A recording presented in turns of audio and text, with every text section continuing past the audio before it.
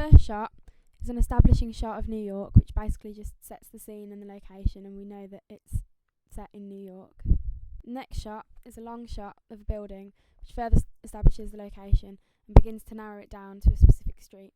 This is followed by a mid-long shot of a woman filmed from a fairly low angle. As this is the first time we have seen her in the trailer, this shot sets her as the protagonist. Her eye line is looking at the building we've just seen. We then see a low angle shot of inside the building, closing in on the location even more. We then see a worm's eye view shot from the floor of the building looking up to the ceiling, which creates a sense of fear and makes the house seem overwhelming. The camera then tilts upwards and builds to a climax. This long wide shot of the girl's movement behind the rails has connotations of childhood and innocence because she's riding a scooter. The rails are eerie and give a sense of imprisonment, feeling trapped, possibly foreshadowing some of the narrative. This is a tracking shot as the camera is moving sideways. This is a mid-long shot of the protagonist.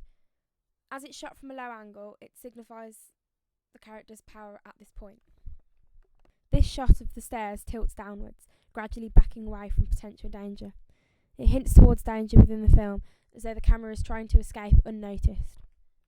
This mid-long shot shows three characters talking. The protagonist is positioned more towards the centre of the house and is more in danger. Two estate agents are nearer the wall, the edge of the house, and are able to escape. This shot was very quick. It's faded in and out and just establishes and narrows down the location even more. As you can see, it's so quick that you can see the next shot fading into it.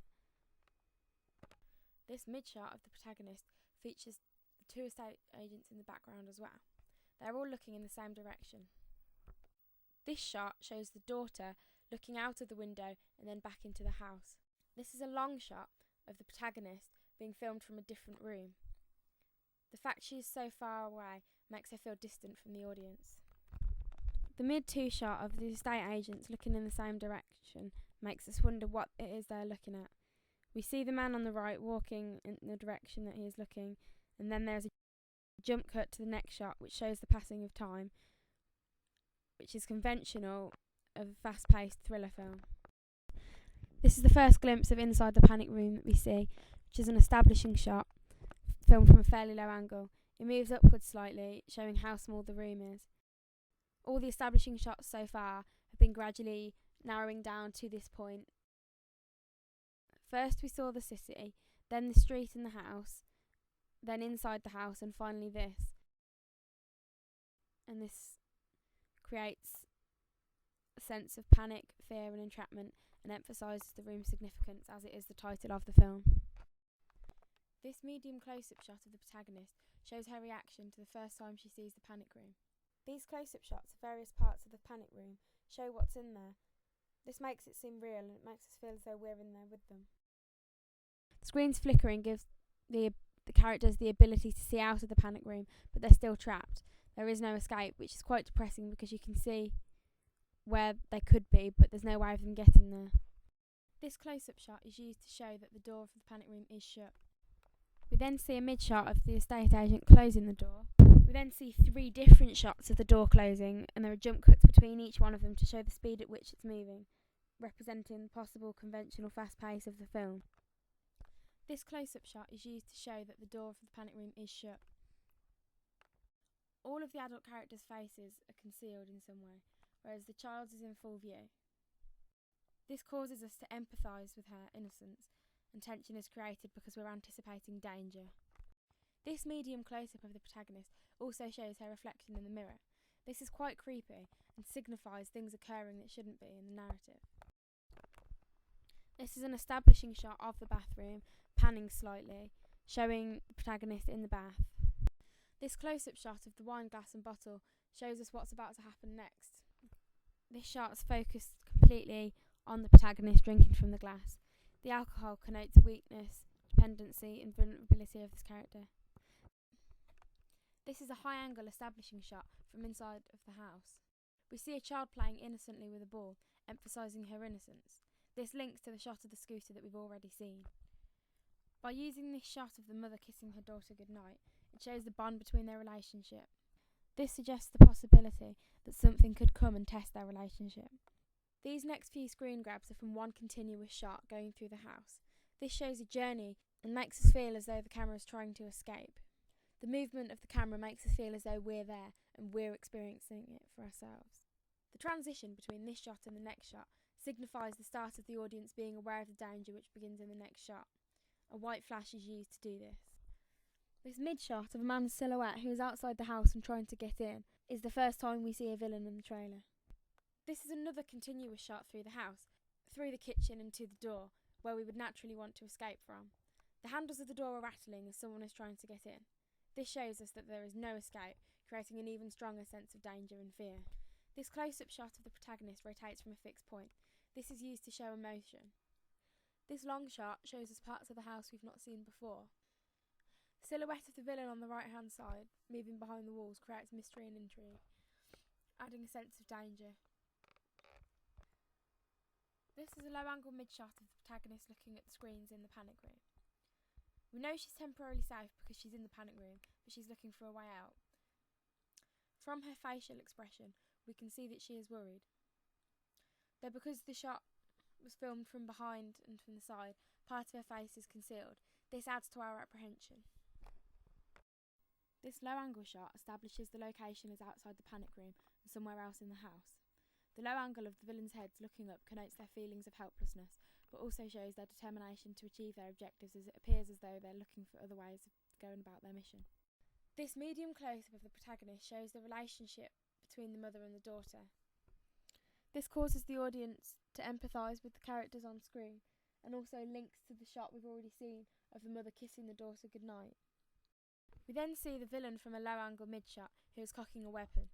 This foreshadows possible violence to follow and is recognisable iconography for films with a lot of action in. The low angle puts his character in a position of dominance and power, the weapon giving him this power as he uses force to achieve what he wants. This medium close-up of the protagonist shows her acting out of character. She's fighting to save herself and her child. The mattress shows us that she is no longer in the panic room, but we're not sure if this shot is from before or after they're in there. It makes us ask if she's managed to escape, or if it's a shot from earlier on in the film. Therefore, we question the chronology of everything else we've seen in the trailer so far. This shot is also shown in slow motion, so we can focus on the detail as much as possible, as the pace of the action is so quick. This medium close-up shows the girl looking towards the camera. This is also in slow motion. This high-angle shot of the villains running up the stairs tells us danger is getting closer to the protagonists. There is then a high-angle shot of the protagonist running, trying to escape, which then switches to a shot of the villains running up the stairs, filmed from a different angle. This messes with our perception and is confusing. The camera is moving slightly and is perhaps on a track. We then see a low angle of the protagonist running again. The camera is panning slightly.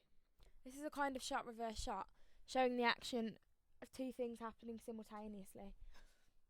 These are all in slow motion, as it's all happening very quickly and helps us to see the detail of what's going on. There is one final shot of the villains running up the stairs.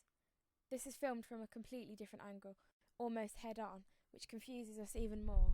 This worm's eye view shot of the protagonist running is shot from inside the panic room. We see the protagonist running towards us.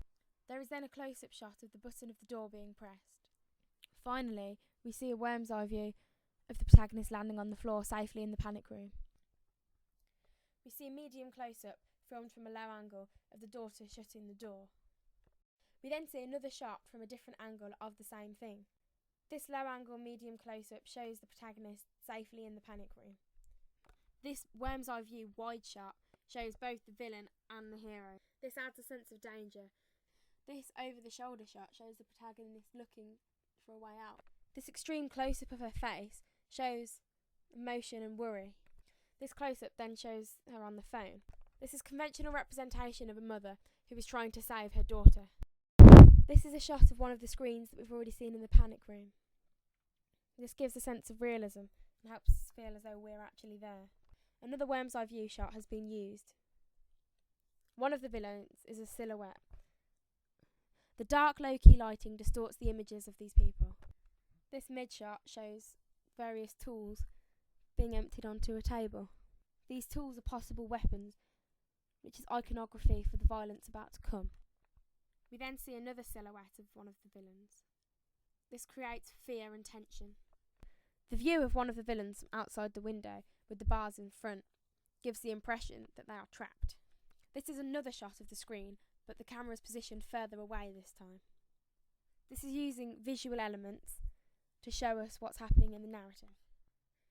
This medium close-up 2 shot shows the characters looking at the screens, presumably seeing what we've just seen. This low-angle shot shows the villains acting violently. The light shining on the girl's face gives us hope. Another worm's eye view shot is used here to depict the power of these villains. This low-angle 2 shot also shows the heroes trying to escape from the situation they're in. This over-the-shoulder shot shows the heroes in a lift escaping from the villain. The villain is also behind bars here, creating a sense of entrapment for those characters. This is another wide shot of the villain and the heroes. The extreme low-key lighting of this shot distorts the character's face. This is a close-up of a pipe on the floor. Another extreme close-up is used here to show the protagonist's reactions. This low-angle shot shows the villains on different levels from each other. The one nearest to us at the bottom has a gun. This signifies violence. This medium close-up of the villains shows their reactions to things. This is the first time we properly see one of the villains' faces. Although there is shadow, there is much less than in the other shots. This is a high-angle medium shot of another villain looking out, hiding from the police outside the window. This close-up of the mother hugging her daughter further signifies their bond. This shot is filmed as though it's from a character's perspective, though we don't know who's from. The effects on it make it look as though it's through a peephole in a door. This makes it as though it's actually us looking out through the door at the police. Police gives us a sense of hope as we feel as though equilibrium will be restored. This long shot shows one of the villains from a distance looking into one of the rooms. This is a close-up of one of the villains, mid-shot of one of the other villains and a long shot of the other. The positions put them in order of dominance. This mid-long shot shows the mother acting out of character, smashing up a mirror. Lighting in this shot is extremely low-key again. We see the villain from behind, completely silhouetted and distorted. This shot is filmed from the floor, pans the character hobbling along the floor. It's very quick, so we can't really see what's going on. This worm's eye view shot tilts upwards, showing the flames. This adds to tension and creates a lot of fear. The fire represents danger. This shot is a very brief shot of one of the villains running up the stairs. This adds to the pace of the film, creating more apprehension. This medium close-up shows the protagonist shutting the doors very quickly. The camera tilts downwards slightly. Here is another low-angle shot of one of the villains with a weapon.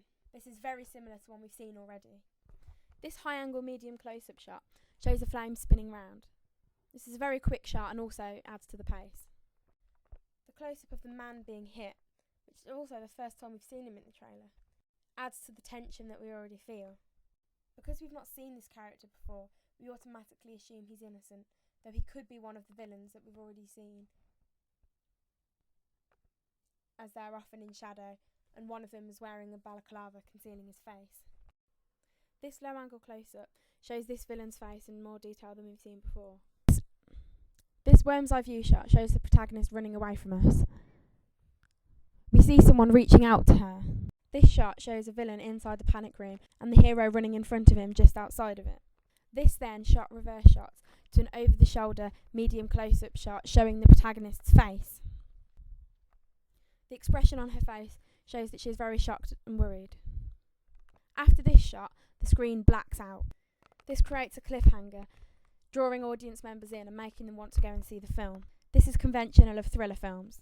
During the blacked out screen, we hear the protagonists talking to each other. This adds to the tension even more. We hear some of the narrative, but we don't know what's going on because we can't see it. Into the black screen fades the title of the film, and then the credits, which eventually fade to a black screen again.